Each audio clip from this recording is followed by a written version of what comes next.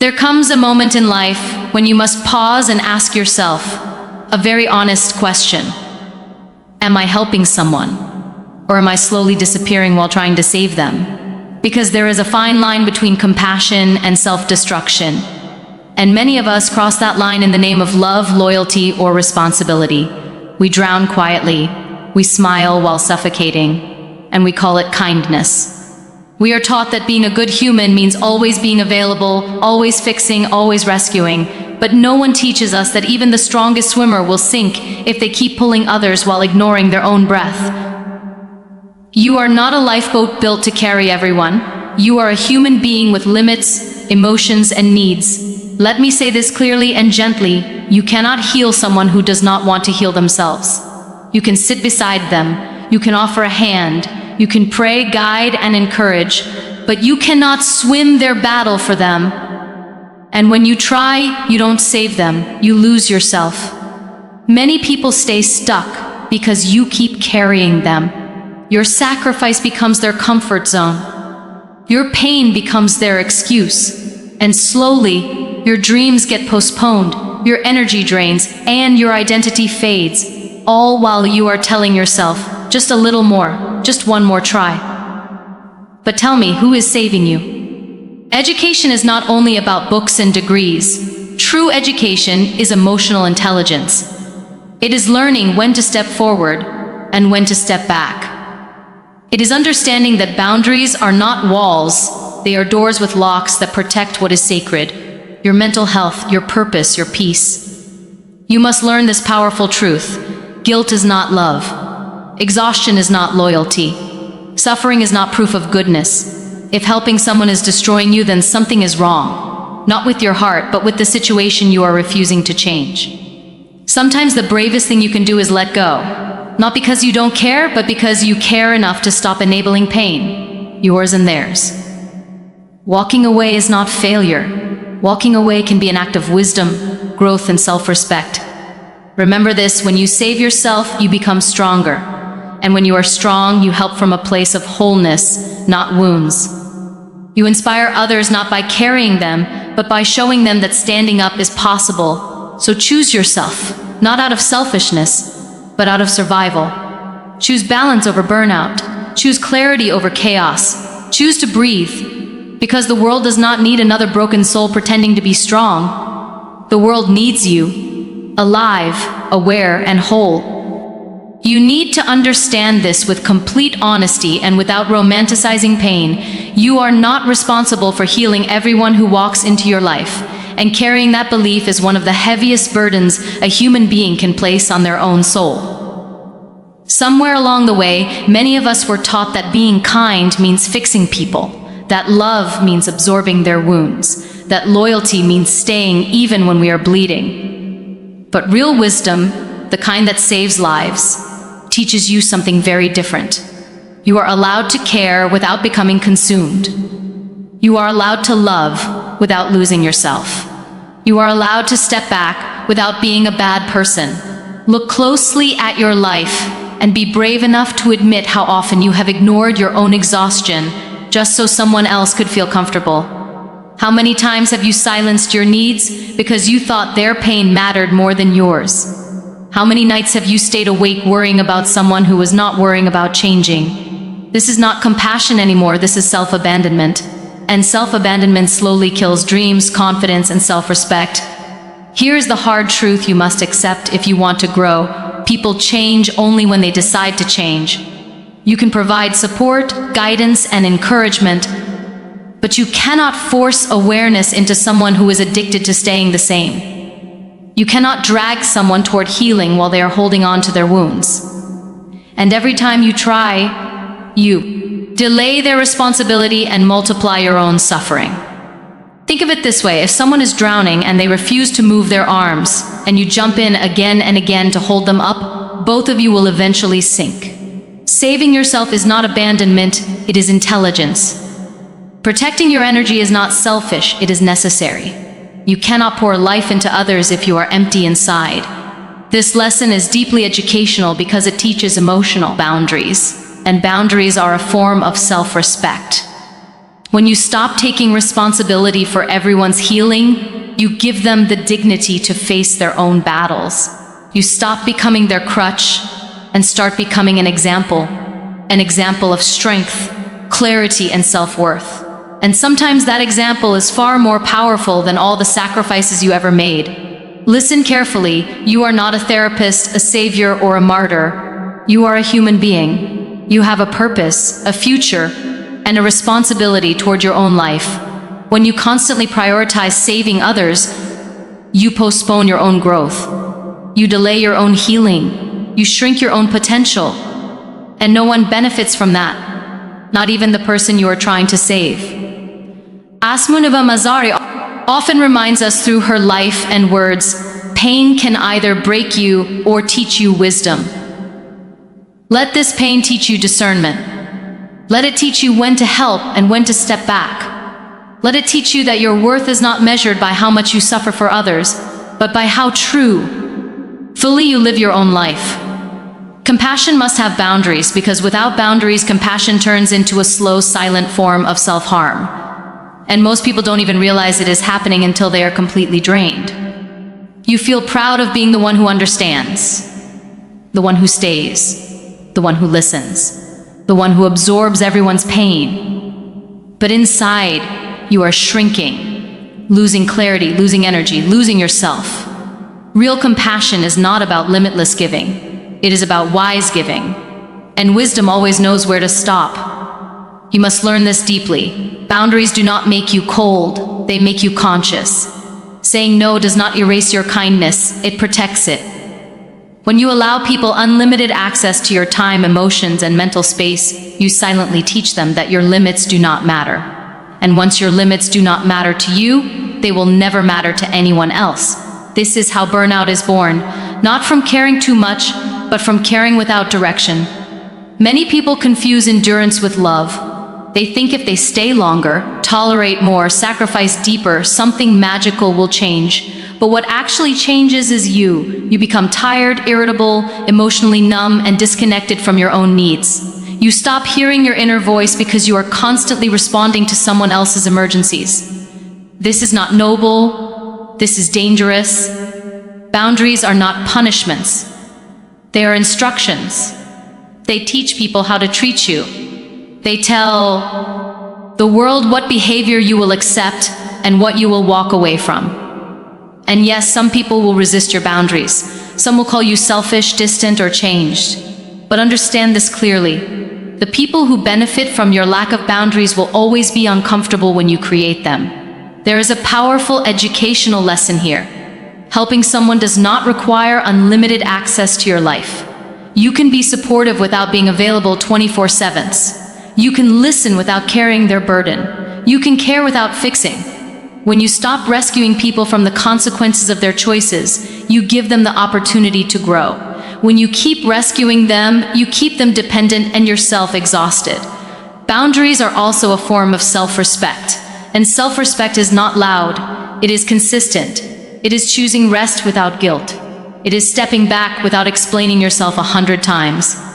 It is trusting that your worth does not come from how much you give, but from who you are. The moment you start honoring your limits, you stop negotiating your value.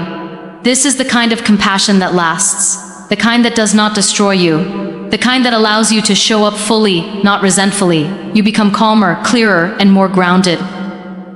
You stop reacting from exhaustion and start responding from strength. As Muniba Mazari teaches through her journey, resilience is not about enduring everything. It is about choosing what is worth enduring and having the courage to step away from what is slowly breaking you, while still calling yourself kind. Self-sacrifice without self-care is not strength, it is slow erosion. And many people wear that erosion like a badge of honor, while their inner world is collapsing. You convince yourself that suffering is noble, that exhaustion proves commitment, that being last on your own priority list somehow makes you a better human being. But over time, this belief empties you. You start waking up tired even after sleep, irritated without knowing why, disconnected from joy, because your energy has been spent everywhere except where it was meant to grow. Understand this deeply. Giving from an empty place does not heal anyone. It only spreads emptiness. When you ignore your own needs long enough, your body, mind, and spirit will eventually demand attention in harsher ways.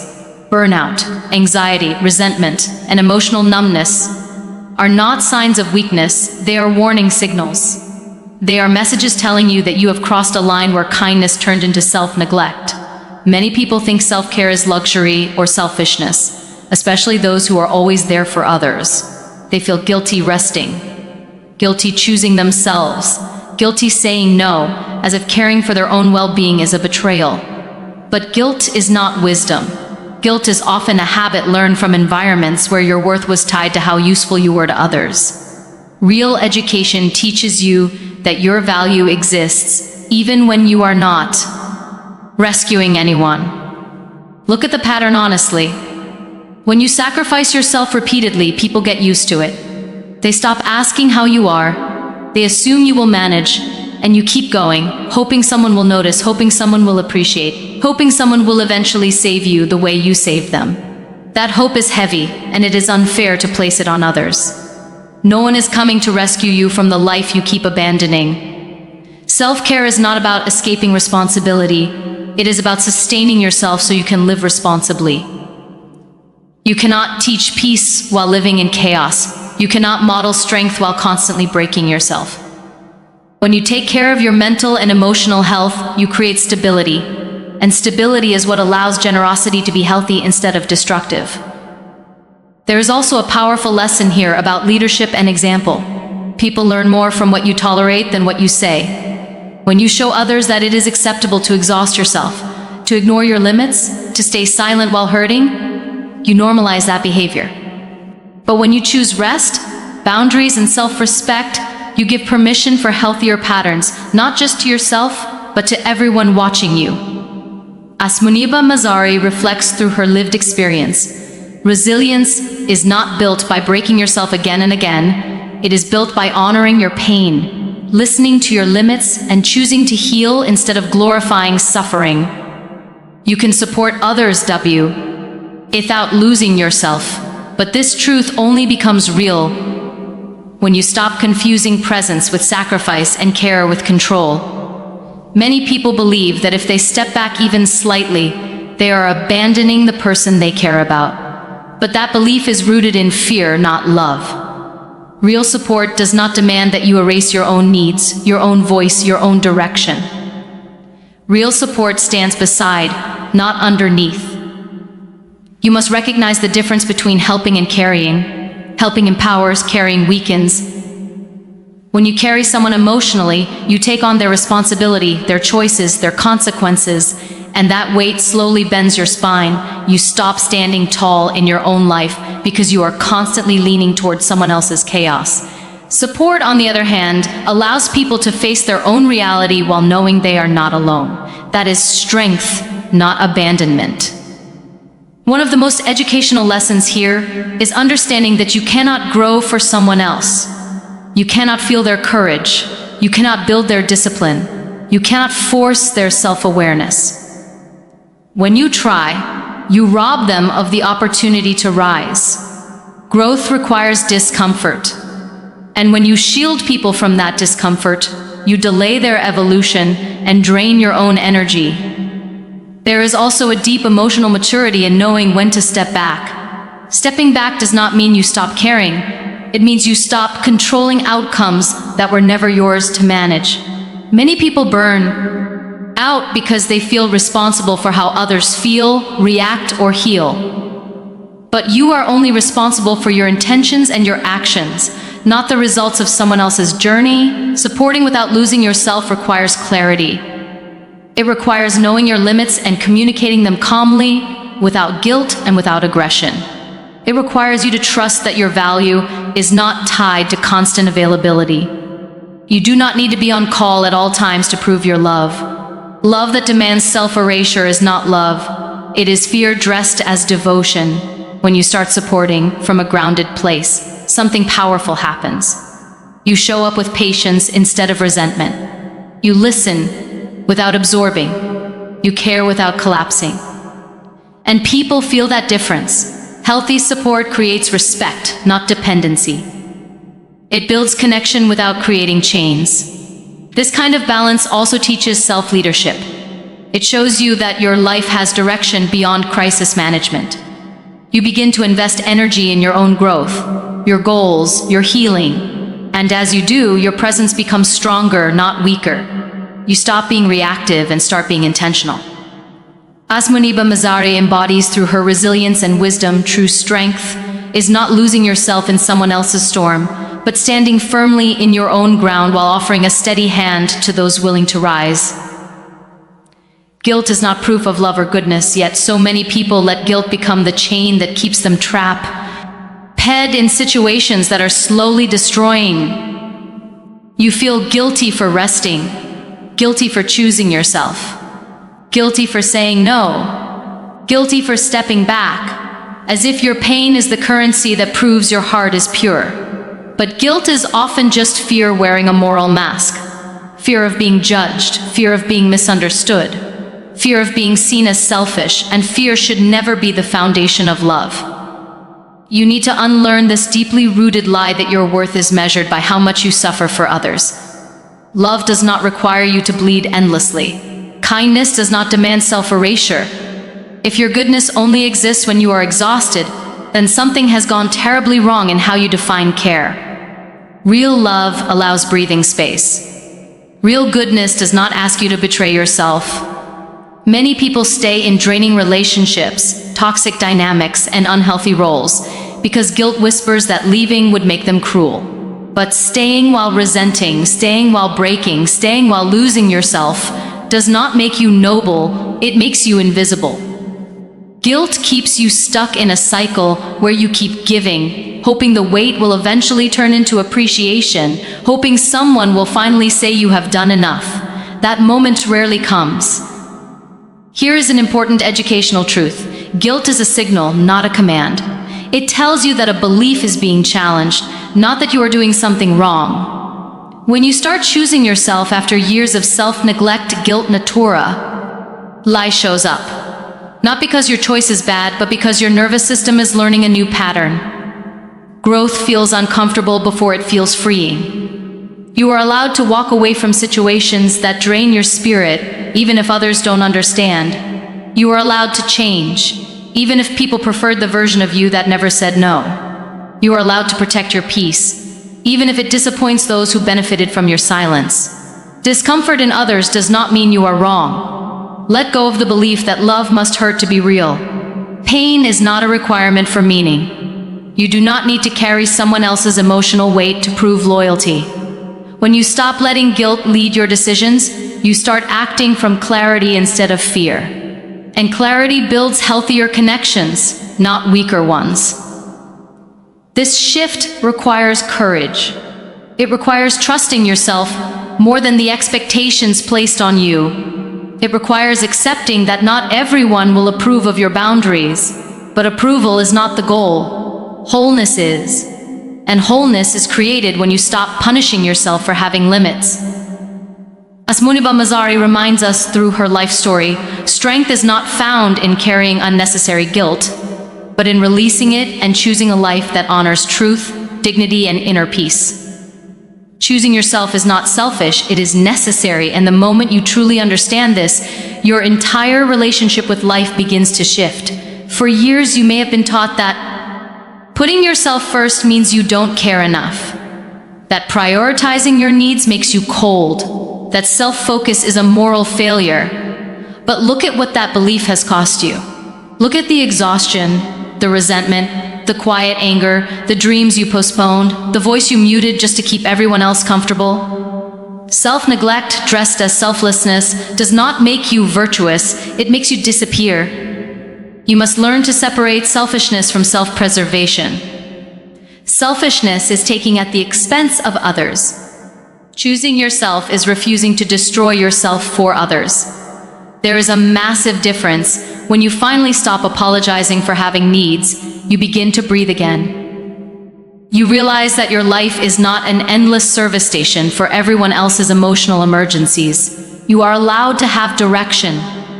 You are allowed to want more. You are allowed to protect your peace without asking permission. This lesson is deeply educational because it teaches responsibility, the right kind. When you choose yourself, you take responsibility for your mental health, your energy, your growth, and your future. You stop blaming others for draining you and start making decisions that honor your limits.